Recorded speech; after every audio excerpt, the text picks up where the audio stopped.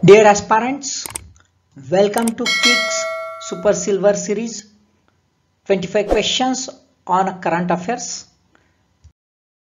First question, Zydus Cadilla's ZYCOD COVID vaccine is the first in the world. Plasmid DNA platform vaccine है, to be tested in adolescent population है, 3 dose vaccine है या फिर needle free vaccine है या सभी है. Answer देख लेते हैं. Answer is a D 1, 3 and 4. 1, 3 and 4 यानी एडोलेसेंट पॉपुलेशन पर टेस्ट पहली बार नहीं हुआ है ना. अभी देखो इसमें क्वेश्चन क्या है, फर्स्ट इन द वर्ल्ड बोला गया है. इंडिया के कॉन्टेक्स्ट में तो ये चारों के चारों फर्स्ट ही है. पहली बार ही ये वैक्सीन जो है प्लाज्मिड डीएनए प्लेटफॉर्म पर की गई है, पहली बार ही है. एडोलेसेंट पॉपुलेशन में भी पहली बार टेस्ट हुआ है. 3 डोज वैक्सीन पहली ही है और निडल फ्री वैक्सीन भी है. लेकिन वर्ल्ड के कॉन्टेक्स्ट में एडोलेसेंट पॉपुलेशन से जो है ये पहली वैक्सीन नहीं है. इसके पहले भी बहुत सारे वैक्सीन का ट्रायल हो चुका है. सो दोस्तों, झाइडस कैडिला का जो वैक्सीन है इसको 20 अगस्त 2021 में इमरजेंसी यूज ऑथराइजेशन मिल चुका है एडल्ट और चिल्ड्रन अबव द 12 है ना, by the central drug standard control organisation India, यहां से मिल चुका है. इसके बारे में दोस्तों डिस्क्रिप्शन में जो है वीडियो लिंक दी है, आप डिस्क्रिप्शन में वीडियो लिंक जरूर देखिए. वहां पे इस वैक्सीन के बारे में डिटेल जो है इंफॉर्मेशन दी है. नेक्स्ट क्वेश्चन देखते हैं. Question number 2, consider the following statement with regard to the Mahatma Gandhi national rural employment guarantee scheme act. 1. Act mandates social audit of all works in a Gram Panchayat.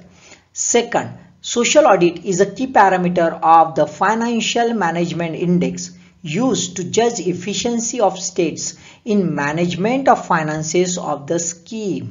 कौन सा statement correct है देख लेते हैं. So both statements are correct.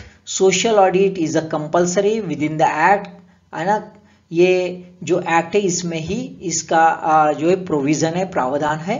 और ये जो social audit जो है ये फाइनेंशियल मैनेजमेंट इंडेक्स जो इसका एनालिसिस करने के लिए करते हैं स्कीम का, उसमें ये यूज किया जाता है. न्यूज में क्यों है देख लेते दोस्तों.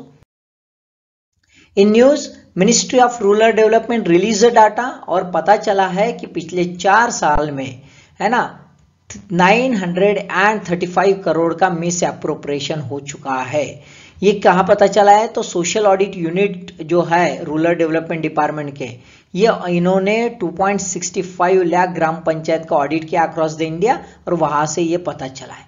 अब देखा जाए तो टॉप मोस्ट 6 स्टेट्स है जहां पे मिस एप्रोप्रिएशन हो गया है. तो उसमें से नंबर 1 पर आता है Tamil Nadu, 2nd Andhra Pradesh, 3rd Karnataka, 4th Bihar. देखो बिहार नीचे है ना, 5th वेस्ट बंगाल और 6th झारखंड. तो ये भी थोड़ा ध्यान में रखो दोस्तों, कभी क्वेश्चन भी आ सकता है डिसेंडिंग असेंडिंग ऑर्डर में, तो हम कंफ्यूज हो सकते हैं क्योंकि हमारा टारगेट इन जनरल रहता है कि भाई बिहार में गड़बड़ हो गई होंगी, तो ऐसा नहीं है ना.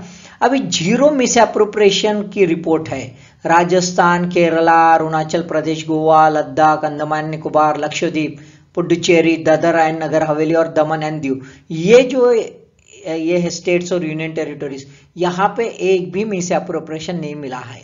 तो नहीं मिला है तो उसका भी थोड़ा सा कोई इश्यूज हो सकते हैं कि सच में हुआ या नहीं हुआ. अभी ये जो है ऑडिट जो होता है, सोशल ऑडिट जो है उसका नोटिफिकेशन 2011 में किया गया है और ऑडिट के स्टैंडर्ड जो है फॉर सोशल ऑडिट ये 2016 में नोटिफाइड हो चुके हैं.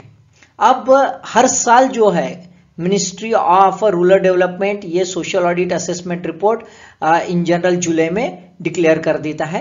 अब ये जो ऑडिट का फाइंडिंग्स हुआ है उसका मेजर इश्यूज कहाँ पे, मिस एप्रोप्रिएशन में.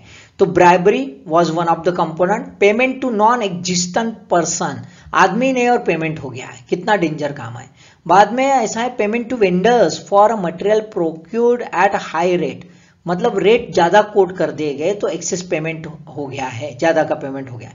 अब एक्सपर्ट कहते हैं कि ये वही जो मिस एप्रोप्रिएशन का जो अमाउंट बताया है ऑडिट टीम ने, इससे भी ज्यादा एक्चुअल अमाउंट है, 3 to 4 टाइम्स ऐसा क्लेम है. वो रीजन ये बताते हैं कि there is not proper independence to the social audit unit. Social audit unit का इंडिपेंडेंस बराबर नहीं है ना. सोशल ऑडिट के कॉन्टेक्स्ट में देखा जाए तो बहुत सारे इश्यूज जो है इंडिपेंडेंट नहीं है.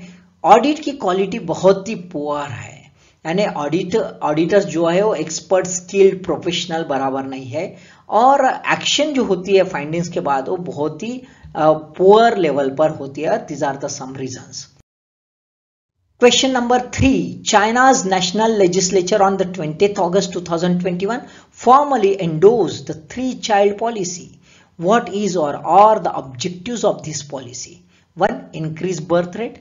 2. Decrease death rate. 3. Increase sex ratio. Answer देख लेते हैं.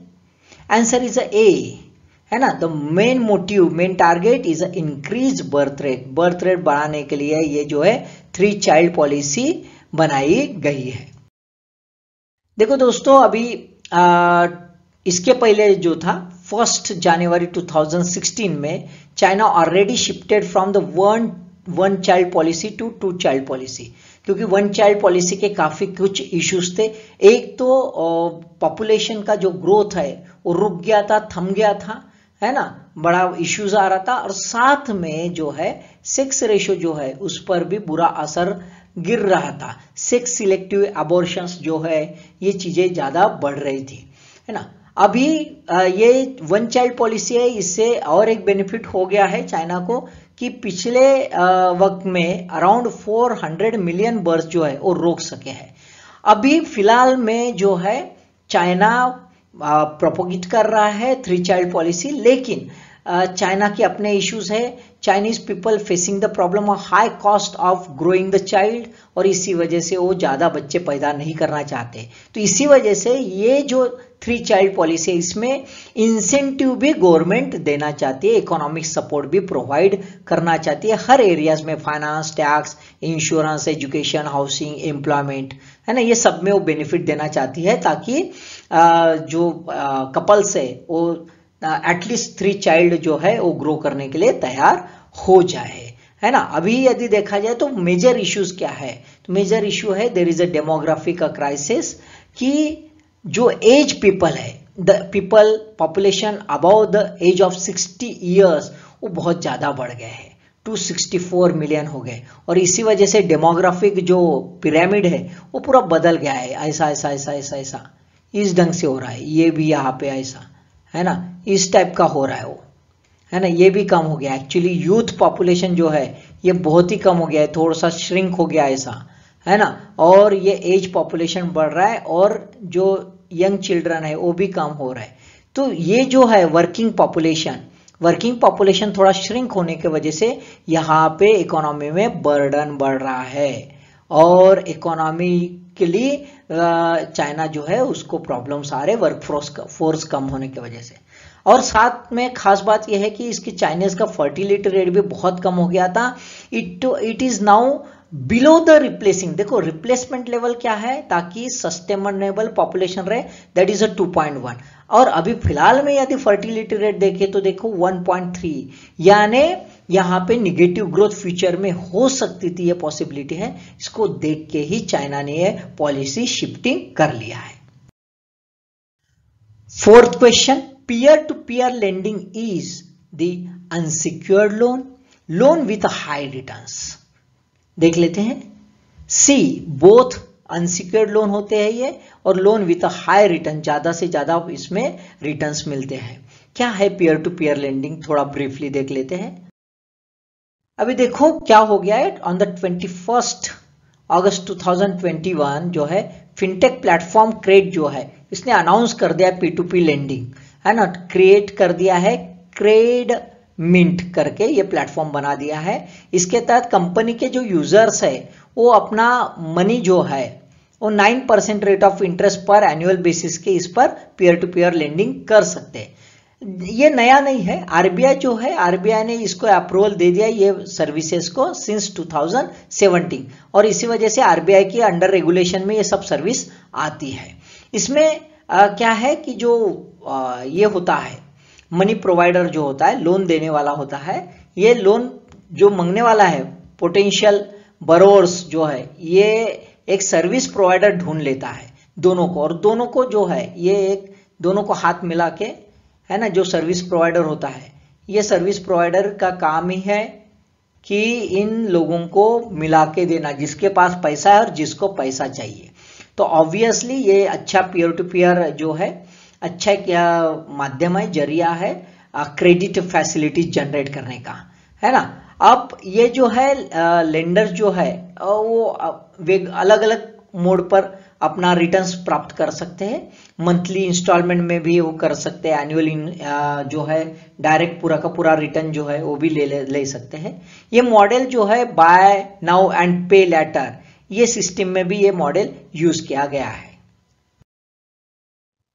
Fifth question, what is a मसलैंड? मसलैंड क्या है? A fine quality mat made up of cyperus plants. B. Only area in Afghanistan not occupied by Taliban. C. Island in the Chilka Lake occupied by endangered turtles. And D. A herb effective on all types of the vector-borne diseases. Answer देख लेते हैं। Answer is A. A fine quality mat made up of cyperus plant. ये news इसलिए है कि 2 months Gauri रानी जना and Gauri बाला दास ये जो है इनको नेशनल हैंडीक्राफ्ट अवार्ड जो है इससे नवाजा गया है for their recognition of their outstanding contribution to the development of the craft of Madur floor mats, है ना। ये बड़ी फाइन क्वालिटी की मैट होती है मैसलैंड। मैसलैंड ये कौन सी है? फाइन क्वालिटी मधुर मैट्स होती है जो वेस्ट बंगाल में, सिर्फ वेस्ट बंगाल में ही ये इसका प्रोडक्शन होता है। It made of madhurmati, a rhizome based on some plants called as a Cyperus tigetum या Cyperus pangori, ये स्पीसीज से ही इसके जो है टहनियाँ रहती है और उससे वो जो है धग्गा जैसा बनाया जाता है और उससे वो सिलाया जाता है ना। ये कहाँ पे पाया जाता है? तो ये एलिवेल ट्रैक्ट है ना, जहाँ परबा और पश्चिम मेदिनीपुर डिस्ट्रिक्ट है वहां पे यह पाया जाता है। इन 2018, अप्रैल 2018, it got a geographical indication tag, यानी जियोग्राफिकल इंडिकेशन टैग मिलने के वजह से अभी मधुर मथी जो है या मधुर मैट जो है वो दूसरा कोई बना नहीं सकता, अभी सिर्फ वेस्ट बंगाल के ही बना सकते हैं, वही सेल कर सकते हैं। ये खास बात यह है कि this craft is dominated by the woman. Woman workforce इसमें सबसे ज्यादा वर्क करता है। मेन यहाँ पे हेल्प करते हैं डिजाइन बना के देना या फिर जो मधुरमती है वो कलेक्ट करके देना, उसको सुखाना वगैरह, इसके लिए वो हेल्प करते हैं। लेकिन मैक्सिमम वर्क जो है ये डेलिकेट होता है और इसी वजह से वुमन से इसमें वर्क करते हैं। तो मधुरमती जो है इसका यदि बिजनेस बढ़ाया गया तो it will be definitely help for the women's economic empowerment. Sixth question, consider the following statements with regard to the Malabar 21 maritime exercise. 1. It is originally Indo-Japan bilateral exercise. 2. All 4 nations of the quadrilateral security dialogue are the participants of this exercise. Which of the above statement is or are correct? So answer is B. Only 2. All 4 nations of quadrilateral security dialogue are the participants of this exercise, but not the Indo-Japan bilateral exercise. Originally ये Malabar maritime exercise इससे नहीं है। Exact answer क्या है? तो ये जो है ये इंडो यूएस जो है ये ओरिजिनल दोनों बायलैटरल एक्सरसाइज करते थे और उसके बाद फिर ये 4 जो कंट्रीज है वो 4 कंट्रीज एक जगह आ गई है। देख लेते briefly. So Maritime 21 held on Guam, US territory on the 26th August 2021. INS जो है शिवालिक और INS कदम जो है इंडिया का ये पार्टिसिपेट करने के लिए चले गए। अभी ये जो है सिंस 2020 ये कहाँ पे होता है? In South East Asia and Asia Pacific area में होता है। ये सिंस 2020 क्वाड जो है quadrilateral security dialogue India, Japan, Australia और यूएसए ये पार्टिसिपेट करते हैं। लेकिन originally since 1992 it was actually Indo US bilateral exercise. Indo US bilateral exercise होती थी called as a Malabar exercise series. 7th question, consider the following statements with regard to the wild poliovirus endemic condition. 1. Asia is the only continent with the endemicity of the wild poliovirus. Second, Afghanistan and Pakistan are the only countries of the world where wild polio virus is circulating. Answer is C. Both. Asia अकेला continent बचा है जहां पे wild polio virus दिख रहा है, और अफगानिस्तान और पाकिस्तान इनके वजह से आशिया है। ये देख लो, ध्यान में आया क्या?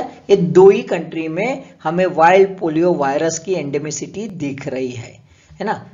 क्यों आया न्यूज में देख लेते हैं।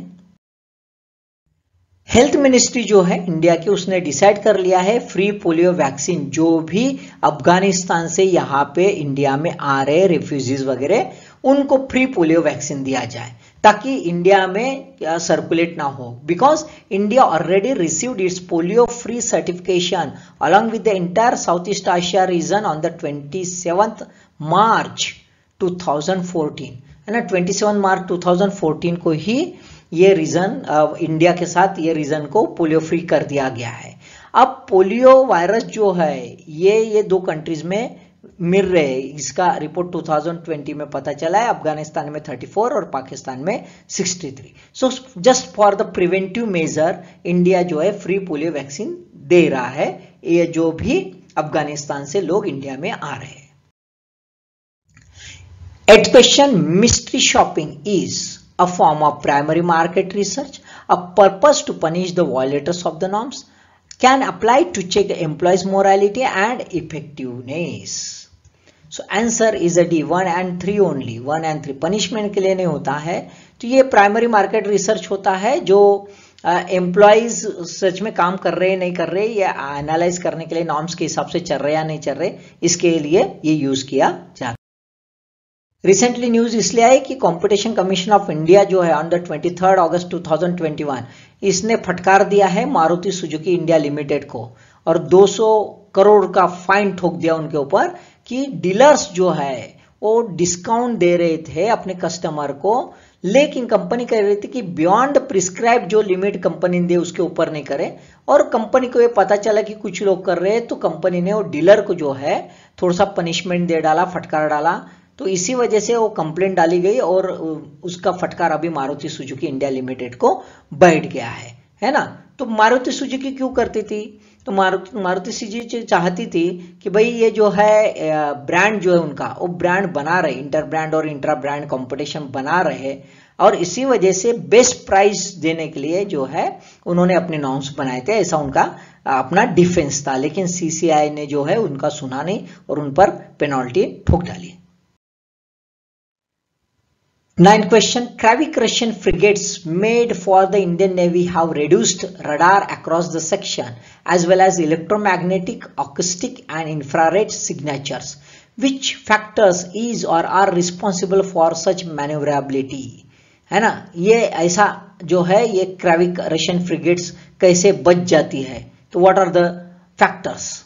तो एक है स्टिल टेक्नोलॉजी, दूसरा है स्पेशल हल डिजाइन, तीसरा है mounting facility of BrahMos supersonic missile. So answer is a B, 1 and 2 है ना। Stealth technology, special hull design है। यस, माउंटिंग फैसिलिटी ये क्राविक रशियन फ्रिगेट में है, बट बिकॉज ऑफ दिस है ना, क्राविक रशियन फ्रिगेट जो है ये छिपती नहीं है, अपने आप को बचाती नहीं। तो there are only 2 reasons, stealth technology and special hull design. First जो है 2 additional Krivak class stealth frigate जो है ये मिडल ऑफ 2023 तक आ जाएंगे। Just because of Covid condition इसका जो है शेड्यूल पोस्टपोन कर दिया गया है ना।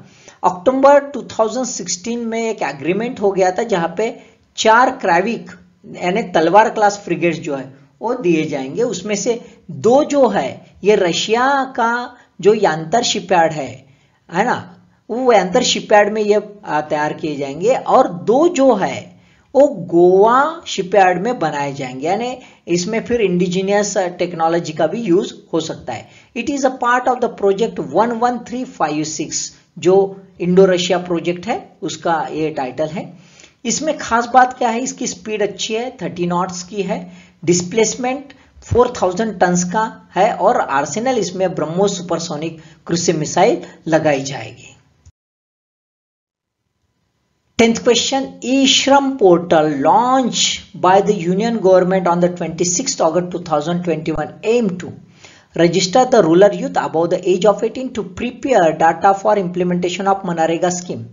B. Support system for women empowerment through handicraft promotion. C. Single window for all skill development projects for youth career building. And D. Register unorganized workers for providing social security scheme. So answer is a D. Register unorganized workers, है ना. In general जो vendors वगैरह जो है वो unorganised workers for providing social security scheme. ये एक pandemic के वक्त जो इश्यूज हो गए उसी कारण ये बहुत ही बढ़िया ई पोर्टल तैयार किया है गवर्नमेंट ने.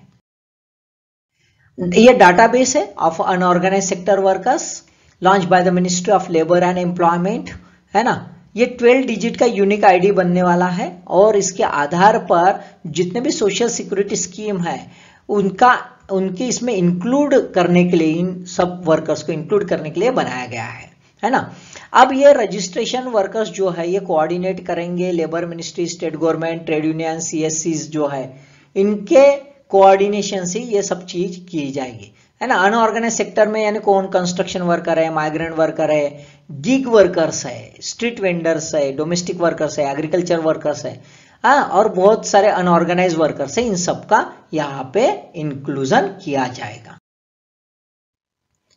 11 question, which sections of the other backward classes exclude under Creamier from the benefits of a reservation? किसको exclude किया जाता है रिजर्वेशन से under the Creamier? 1. Socio-economic advanced sections. 2. Urbanized advanced sections. 3. Higher ranked caste. So answer is A, only 1. Socio-economic advanced section. दोस्तों ये ध्यान में रखो, ये टाइटल बड़ा इंपॉर्टेंट है.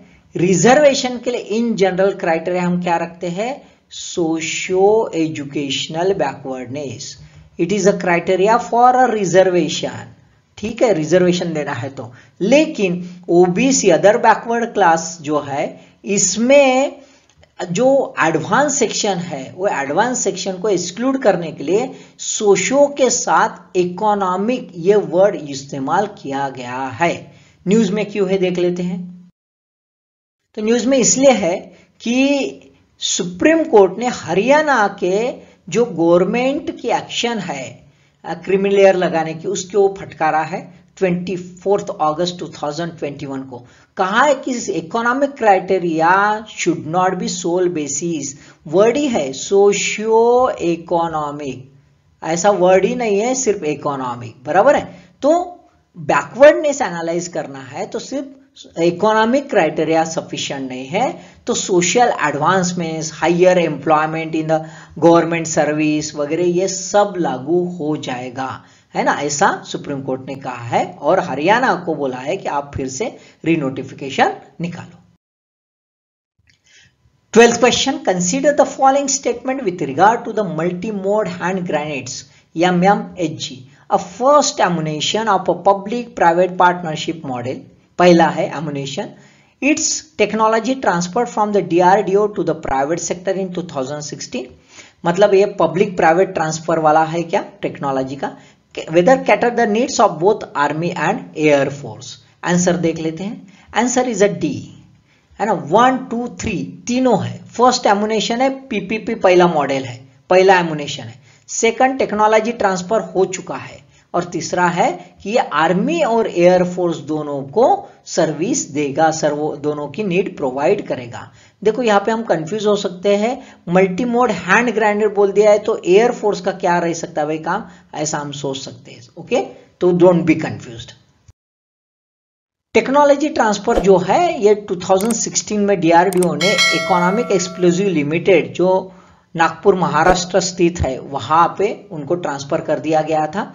अब ये ग्रेनेड जो है ये बड़ा सिक्योर्ड ग्रेनेड है, सुरक्षित ग्रेनेड है, काफी सेफ्टी मेजर इसमें किए गए हैं और इसी वजह से ये रिप्लेस कर रहा है नंबर 36, ग्रेनेड नंबर 36 जो वर्ल्ड वॉर फर्स्ट जो था तब से हम यूज कर रहे हैं. उसमें अपने एक इश्यूज थे सेफ्टी के, वो अभी रिजॉल्व कर दिए गए हैं, है ना. गवर्नमेंट ऑफ इंडिया जो है मिनिस्ट्री ऑफ डिफेंस इन्होंने कॉन्ट्रैक्ट साइन किया था 1 अक्टूबर 2020 को 10 लाख जो है सप्लाई करने का, और उसमें से पहला सप्लाई अभी हो चुका है। 13 question, nowcasting model in economics is the forecasting economic condition of the present, very near future, long term future position. क्या है आंसर देख लेते हैं। Answer is B 1 and 2 only, the present and very near future. ये economic condition का forecasting करती है। क्या है देखते हैं, नाउ कास्टिंग मॉडल क्या है। So now casting means now and forecasting, यानी अभी का प्रेजेंट सिचुएशन और फ्यूचर का सिचुएशन, ऐसे दोनों का मिलाप है। मेट्रोलॉजी में ये ओरिजिनली यूज किया जाता था, इकोनॉमिक्स में अभी काफी कुछ यूज किया जा रहा है। रीजन बिहाइंड इट कि हमारा जो रेगुलर जीडीपी वगैरह हम निकालते हैं, कैलकुलेशंस करते हैं, it have a time lag, है ना। ये टाइम लैग का है, साल भर के बाद एनुअल बेसिस पर होता है, तो हमें लेट मिलता है। तो अभी करंट एनालिसिस करना है, एकदम नियर फ्यूचर का एनालिसिस करना है, तो ये जो है पैरामीटर, जीडीपी के पैरामीटर्स कुछ हमें सपोर्ट नहीं करते। ऐसे सिचुएशन में अभी जो है नया मॉडल लाना जरूरी था। नाउकास्ट जो है ये बहुत बड़े पैमाने पर अभी जो करंट डाटा है, ये देखो ये क्यों हो गया कि आजकल जो है डाटा मैट्रिक्स जो है, इकोनॉमेट्रिक मॉडल्स जो है, डाटा मैट्रिक्स जो है, डाटा माइनिंग ये आसान हो गया है because of the technological innovations and upgradations, और इसी वजह से बहुत सारा डाटा जो है उसका निचोड़ निकालना आसान है, और इसी वजह से लैग जो है, टाइम लैग, वो शॉर्ट ऑन हो गया है, कम हो गया है, और इसलिए nowcast model is a very popular enough. It forecast, क्या फोरकास्ट करता है, प्रेजेंट करता है, वेरी नियर फ्यूचर करता है, और वेरी नियर पास्ट भी करता है, तीनों करता है ना। It is having no relation with the long term, बहुत ज्यादा दूर का ये देखता नहीं है।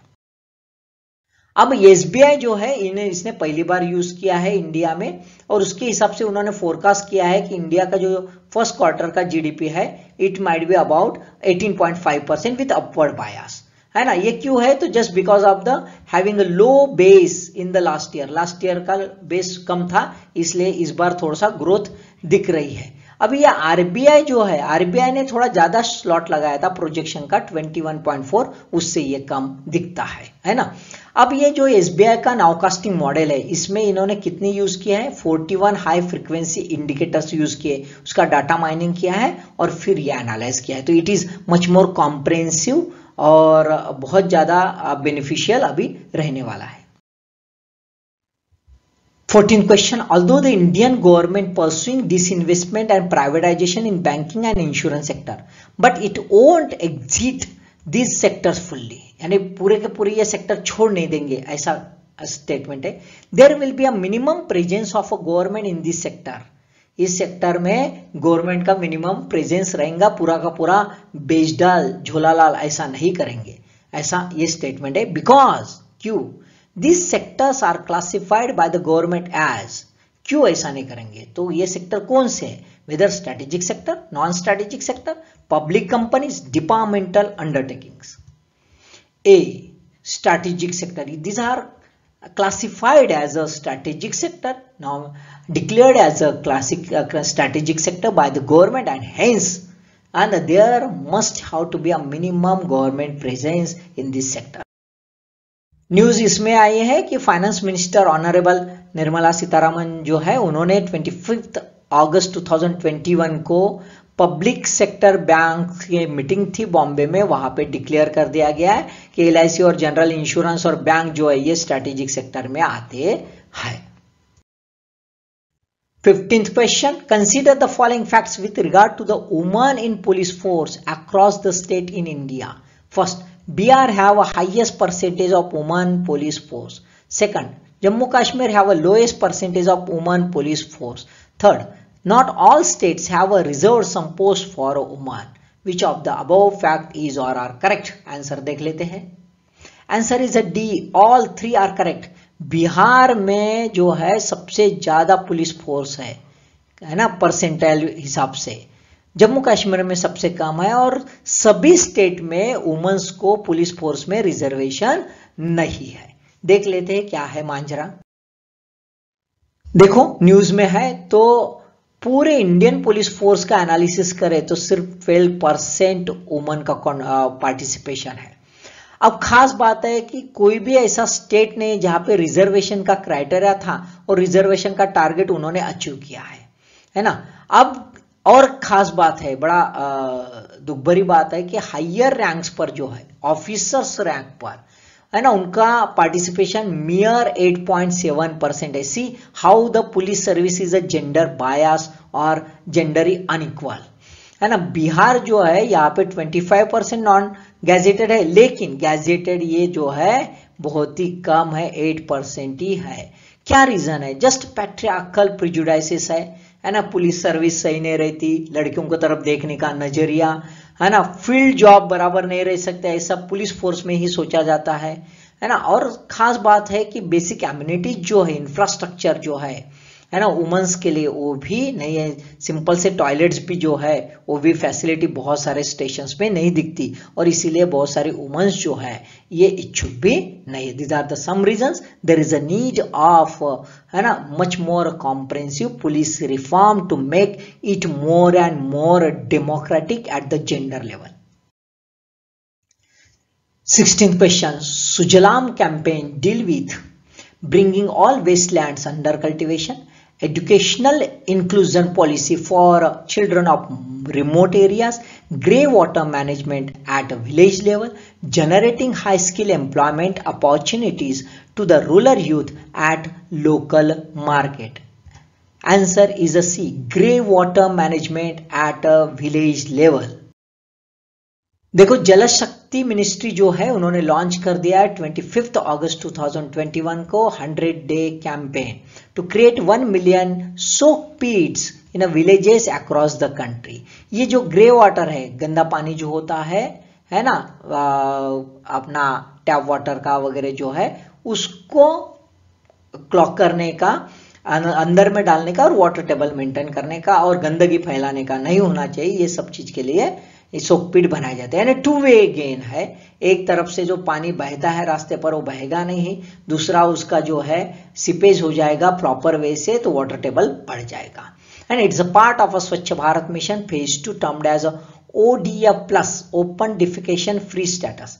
फेज 1 और फेज 2 के ODF थे। ODF 1 जो है to achieve the open defecation free status by constructing toilet बनाओ और लोगों को परसुएट करो कि भाई आप टॉयलेट यूज करो। सेकंड की इसमें जो है इसकी सस्टेनेबिलिटी रहे, साथ में एक्सटेंशन हो जाए यही प्रोग्राम का, और waste management, liquid waste management भी इसमें हो जाए, है ना। लेकिन ये पंजाब जैसे जहां पे वाटर लॉगिंग का प्रॉब्लम है, वाटर टेबल ऑलरेडी हाई है, वहां पे सोक पिट का यूटिलिटी हो नहीं पाएगी। अभी 17th क्वेश्चन देखते हैं। South China Sea located west of, South China Sea located, देखो ध्यान में, वेस्ट ऑफ है ना, west of Vietnam, Taiwan, Malaya peninsula. So answer is a B, only Taiwan. Taiwan के वेस्ट में आता है ना। देखो ये बहुत इंपॉर्टेंट है, मैं आपके कॉन्टेक्स्ट में देख लेते हैं कैसा है। लोकेशन देखो, location of South China Sea, this is the South China Sea है ना, ये लोकेशन है। और ये जो है साउथ ऑफ, ये साउथ ऑफ, ये मेनलैंड है चाइना, चाइना मेनलैंड हनियान है। ईस्ट ऑफ वियतनाम है ना, वियतनाम का ईस्ट पार्ट है, इधर में देखो वियतनाम का, मलय पेनिनसुला का ईस्ट पार्ट है। West of Taiwan, okay, Philippines, north east of the coast of Sumatra, north of the Bangka, Belitung islands और बोर्नियो। तो ये थोड़ा सा मैप दोस्तों थोड़ा सा रीड कर देना, क्योंकि ये बड़ा हॉट टॉपिक है अभी का, है ना, बनाया रहेगा, क्योंकि बहुत ज्यादा गर्मा गर्मी चल रही है। क्या गर्मा गर्मी चल रही है देख लेते हैं, है ना। अभी देखो वाइस प्रेसिडेंट जो है अमेरिका के कमला हैरिस, इन्होंने वियतनाम में विजिट दे दी, देखो है ना, 25 अगस्त को, और to stress the US commitment to Asia. और उसने सिंगापुर में अपने स्पीच में बस है ना चाइना पर हल्ला बोल कर दिया कि चाइना जो है कोरोसिव मेथड यूज करके साउथ चाइना सी में अपना दावा ठोक रही है। तो ये देखो ये बहुत झगड़ा फसाद चल रहा है। फिलीपाइंस क्लेम कर रहा है, चाइना क्लेम कर रहा है, वियतनाम क्लेम कर रहा है, बोर्निया क्लेम कर रहा है, मलेशिया क्लेम कर, सो एवरीवन इज ओवरलैपिंग, है ना, द क्लेम्स, बहुत सारे क्लेम्स है, पर्टिकुलरली पार्सल आइलैंड जो है, स्पार्टली आइलैंड है, इस पर क्लेम्स चल रहे हैं, तो ये सब इश्यूज है। अब चाइना जो है उसने उलटवार कर दिया और बोलता है कि भाई ये तो अमेरिका यहाँ पे फालतू के धंधे कर रहा है और यहाँ पे आके हमको धमका रहा है, चाइना को धमका रहा है, लेकिन but we are not being fearing, है ना, इस टाइप से ये अभी डिबेट चल रहा है, हॉट इश्यू चल रहा है। 18th question, match the pair. Hydel power project दिया है दोस्तों, एक साइड में और दूसरे साइड में रिवर है। ए विष्णुगढ़ पीपलकोटे, बी सिंगोली भतवारी, सी तपोवन विष्णुगढ़, डी तेहरी स्टेज 2। और यहाँ पे धौली गंगा, भागीरथी, अलकनंदा, मंदाकिनी, ये रिवर्स के नाम है। आंसर देख लेते हैं। Answer is a D, answer D है, यानी ए का 3 है, ए का 3 यानी अलकनंदा पर ये प्रोजेक्ट बन रहा है। बी का 4 है, यानी भतवारी प्रोजेक्ट जो है मंदाकिनी पर बन रहा है। तपोवन विष्णुगढ़ है, ये धौली गंगा पर बन रहा है। और तेहरी स्टेज 2 जो है वो भागीरथी पर बन रहा है ना। क्यू न्यूज में देख लेते हैं। सो 8 years after the Supreme Court imposed a moratorium on clearing hydroelectric projects, है ना, सुप्रीम कोर्ट ने रोक लगा ली थी जब केदारनाथ का फ्लड हो गया था और 5000 लोग मारे गए थे जून 2013 में। उसके बाद अभी union ministry of environment, power and जल शक्ति एक कंसेंसस बना लिया और फिर से 7 हाइडल प्रोजेक्ट जो है ना, ऑन गंगा और ट्रिब्यूटरीज उत्तराखंड में, उसको स्टार्ट करने का उन्होंने एक एफिडेविट जो है सुप्रीम कोर्ट में सबमिट कर दिया बाय द एनवायरमेंट मिनिस्ट्री ने। यानी despite of this issues the union government is proceeding this all projects, है ना, इसी वजह से ये न्यूज में है। अब प्रोजेक्ट जो है, प्रोजेक्ट तपोवन विष्णुगढ़ यदि देखा जाए तो ये चामोली डिस्ट्रिक्ट में आता है, जो 7 फरवरी 2021 में ग्लेशियर ब्रीच हो गया था और उसके वजह से पूरा डिस्ट्रॉयड हो गया था और काफी कुछ वर्कर्स मारे गए थे और कुछ मिसिंग हो गए थे, है ना। तो ये सब इश्यूज है और इसलिए सुप्रीम कोर्ट कहता है कि there is a need of some concern at the environmental level, you have to look after it. अब से का बाकी जो प्रोजेक्ट्स है वो प्रोजेक्ट देखो दोस्तों। विष्णुगढ़ पीपलकुटी अलकनंदा रिवर पर है, तेहरी स्टेज भागीरथी पर है, सिंगोली भतवारी मंदाकिनी, फटा बोयांग जो है मंदाकिनी रिवर पर है, मध्यमेश्वर जो है ये मध्यमेश्वर गंगा इस पर है, और कालीगंगा 2 ये जो है कालीगंगा रिवर पर है। थोड़ा दोस्तों ये मैप थोड़ा सा अच्छे से कर लेना उत्तराखंड का, आपको रिवर्स जो है भागीरथी कहाँ पे है, अलकनंदा कहाँ पे, अलकनंदा और भागीरथी देखो कहाँ पे मीट हो रहे, है ना, ये सब देख लेना। चामोली डिस्ट्रिक्ट्स देख लेना थोड़ा सा, धौली गंगा कहाँ पे है, मंदाकिनी कहाँ पे है, मंदाकिनी किसकी ट्रिब्यूटरी है, ये देखो ट्रिब्यूटरी किसकी है, अलकनंदा की। तो ऐसे क्वेश्चंस आ सकते हैं, ध्यान देना। 19th क्वेश्चन, प्रधानमंत्री फसल बीमा योजना PMFBY 1 provision of comprehensive insurance cover against the failure of the crop, covers all food and oil seed crops. Third, mandatory for all farmers. So answer is a B, 1 and 2. Provision of a comprehensive insurance cover है against the failure of crop, और सभी जो food है और oil seed ये cover करते हैं, लेकिन but it is not a mandatory. Earlier it was a mandatory जब ये बनाया था, लेकिन अभी मैंडेटरी नहीं है। न्यूज में क्यों आया वो देख लेते हैं। न्यूज में इसलिए आया कि जो जनरल इंश्योरेंस कंपनी है उनका नुकसान हो रहा है ना, they are facing the problem of this losses ये स्कीम की वजह से, क्योंकि 100% क्लेम्स हो गए थे। क्यों 100% क्लेम्स हो रहे थे? Reason behind it, it was a mandatory. पहले ये मैंडेटरी था, हर एक के लिए कंपलसरी था, अब कंपलसरी था तो इसी वजह से जनरल इंश्योरेंस कंपनी पर बर्डन बढ़ रहा था, और इसी वजह से फरवरी 2020 में ये PMFBY के साथ साथ restructured weather based crop insurance scheme जो है इसको भी RWBCIS इसको भी रिवैम्प कर दिया गया, चेंज कर दिया गया, जो इश्यूज आ रहे थे उसके वजह से। अभी जो स्कीम है ये वॉलंटरी है ना, कोई कंपलसरी नहीं है। और खास बात है कि जिन्होंने लोन लिया है उसके लिए भी अभी कंपलसरी ना रहा है। पहले तो बीच में ऐसा था कि जिन्होंने लोन लिया उसको तो कंपलसरी था, अभी कंपलसरी नहीं रहा है। अब ये जो है PMFBY के बारे में थोड़ा देख लेते हैं। 18 फरवरी 2016 में लॉन्च की गई थी ऑब्जेक्टिव्स क्या थे? To provide insurance coverage and financial support to the farmers in the event of failure of any notified crop as a result of natural calamities, pest और disease, कुछ भी हो सभी कवर करते हैं. Stabilize the income of farmers to ensure their continuance in farming, यानी income stability भी ये देना चाहती है. ये फार्मर्स को एनकरेज भी करती है मॉडर्न एग्रीकल्चर प्रैक्टिसेस अप्लाई करने के लिए, यानी ऑर्गेनिक फार्मिंग वगैरह ये सब अप्लाई करने के लिए भी ये इंसेंटिवाइज करती है. It also ensure the flow of credit to the agriculture sector, है ना, रेगुलर क्रेडिट मिलता रहे, ये भी ये इंश्योरेंस का एक मेन ऑफ द ऑब्जेक्टिव था. तो बहुत अच्छी ये स्कीम है.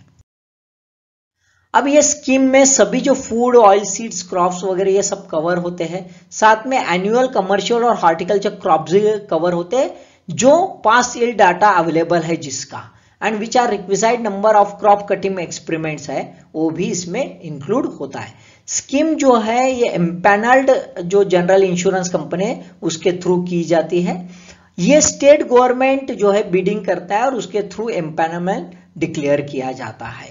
अभी ये जो थी पहले क्रॉप जो था जिन्होंने लोन लिया उसके लिए कंपलसरी थी, अभी ये कंपलसरी नहीं रही है, and it is run by the ministry of the agriculture.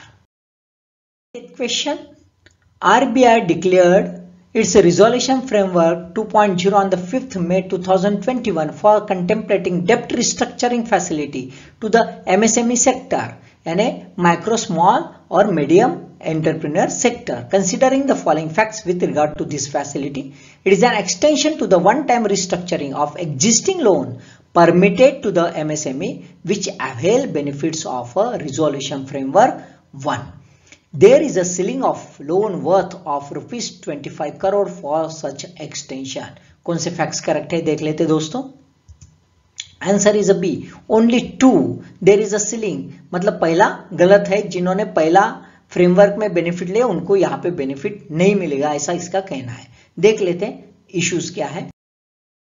News में इसलिए आया है अभी कि बड़ा पुअर रिस्पॉन्स है ये फैसिलिटीज को.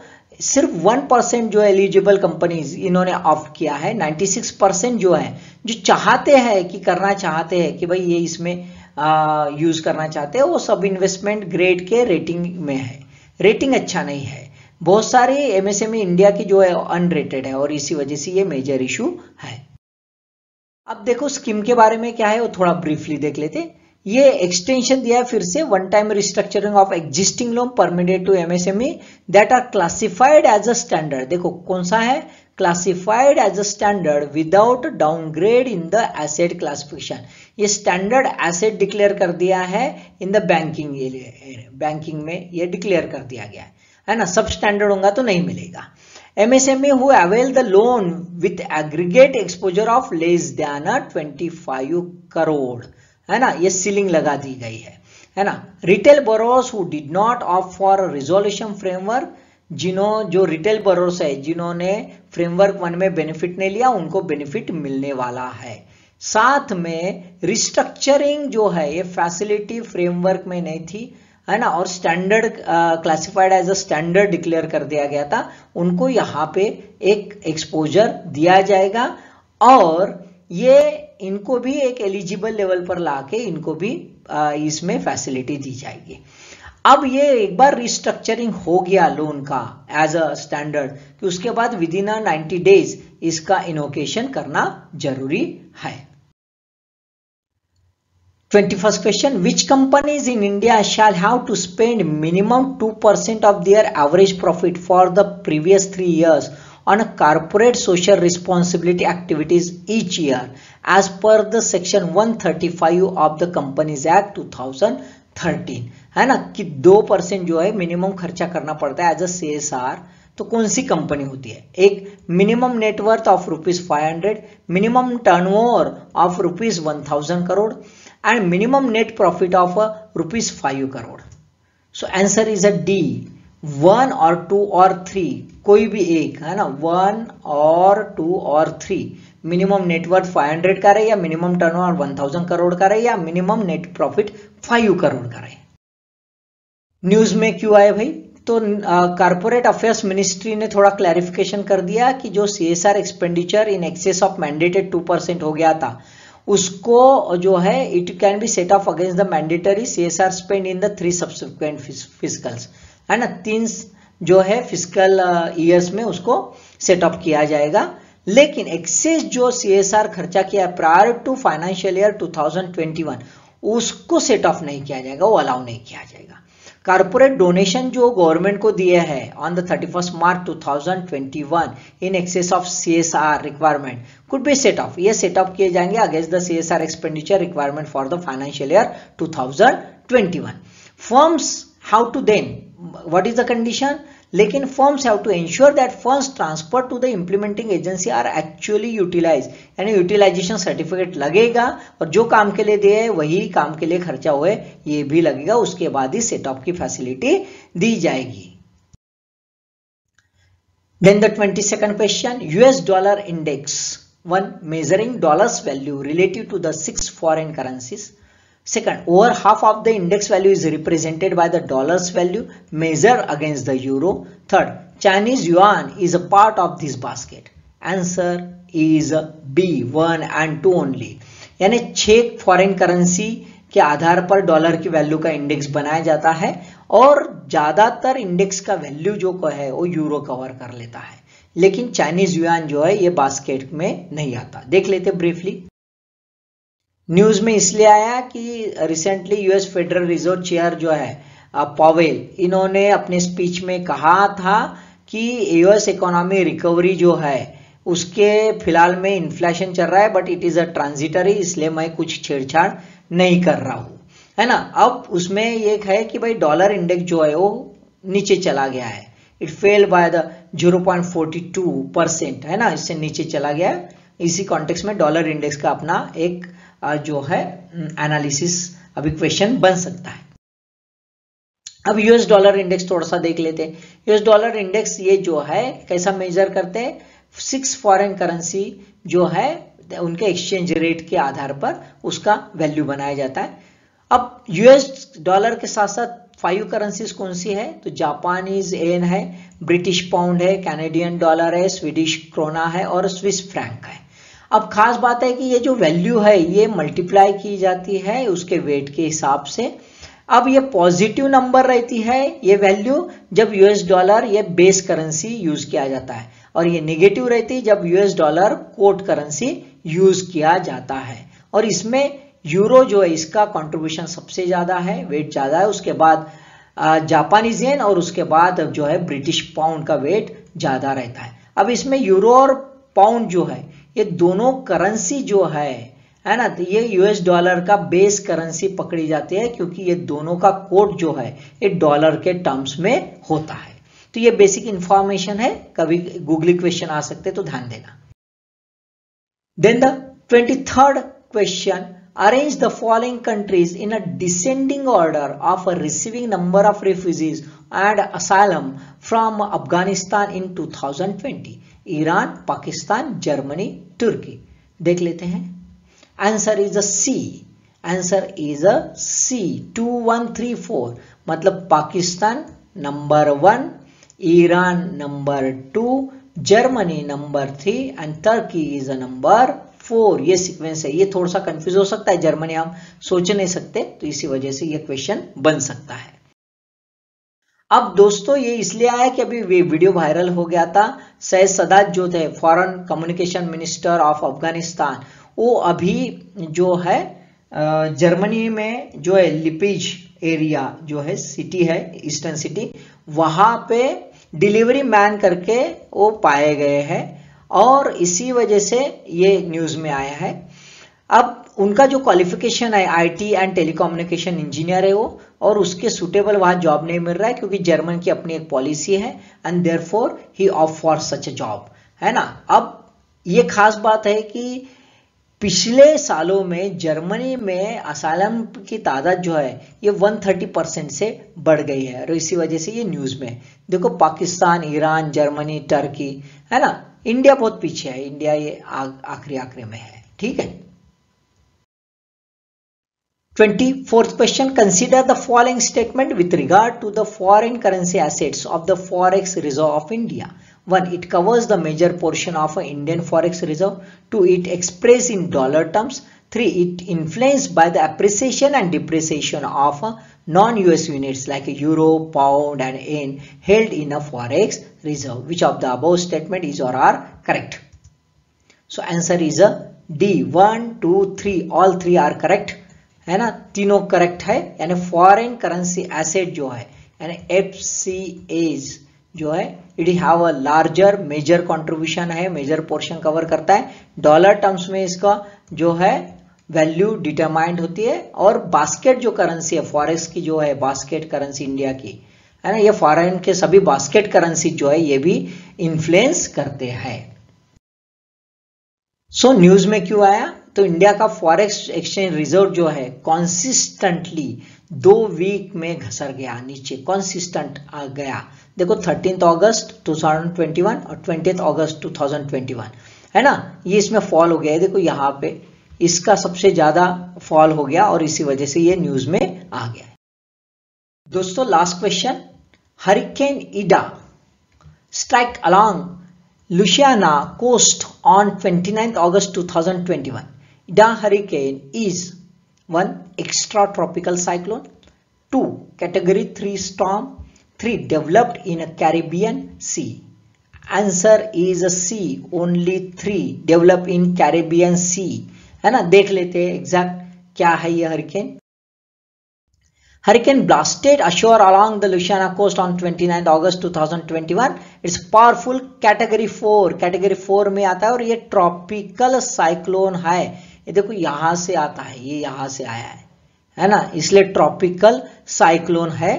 ये जो था सेम डेट में आया जब 16 साल पहले कैटरीना साइक्लोन भी आया था जो कैटेगरी 3 में था, काफी कुछ डिवेस्टेशन कर चुका था। इसकी बैरोमेट्रिक प्रेशर देखा जाए तो बहुत ही खतरनाक दिखता है, 930 मिलीबार्स है और स्पीड जो है रफ्तार 230 तक इसकी रफ्तार है। और ये देखो ड्राइव कैसे हो गया, ये यू गया ऐसे और ऐसे इसमें जाता है। कभी कभी आपको डायरेक्शन भी पूछ सकते हैं। ये कैरिबियन सी से निकला था, गल्फ ऑफ मैक्सिको से पूरा अमेरिका को घूम के ये देखो इधर में अटलांटिक इसमें चला गया है और वहां पे एंड हो गया। ओके सो दोस्तों all the best and thank you for watching this video.